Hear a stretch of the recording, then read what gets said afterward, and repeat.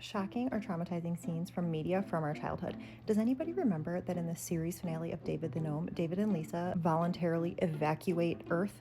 I didn't. I made a whole video about this. I'll put it in the description. They wake up one day and they're like, well, time to die. And that's what they do. Is it actually a beautiful representation of death for children to see? Yes, absolutely. But I didn't recall it. All I remembered from David the Gnome was like just Swift, and Swift is traumatized in this episode. Well, hold on. Okay, this is them telling Swift, which is devastating, but also you can see they go to their friend's house for a goodbye meal, and then he's like, can I come? And they're like, sure. So this guy is also there. His name is Casper. I think it's actually kind of awkward. Anyway, apparently you can only live to be 400 if you're a gnome, and I don't know if Dave and Lisa have the same birthday, but today's the day. So they do their dinner.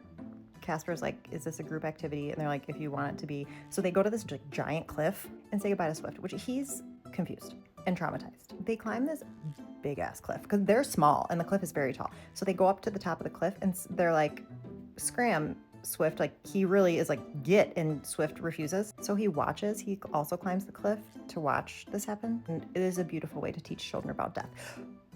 Who wrote this as the season finale, though? This part made me laugh because they're professing their love to each other, and Casper's just like, what's up, guys? But it's very magical and sweet and nice. Swift is having a bad time, though, and like a very bad time. And they turn into trees, which is lovely. But first, they turn into holograms, and then a hologram tree. Swift has PTSD. Also, when David is saying goodbye to him, he's like, I'm sure you'll make other friends. And Swift's like, what? And then they have passed. I posted a longer video about this before, like I said, and some people were like, I remember this.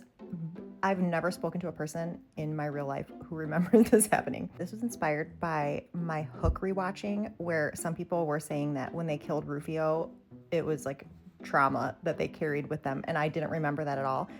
So I was thinking of like scenes from our childhood that were traumatizing. I have a bunch, but there's too many to put in one video, so I'll probably do them all separately. But so if you have a scene that your childhood self was like, what? Put it in the comments.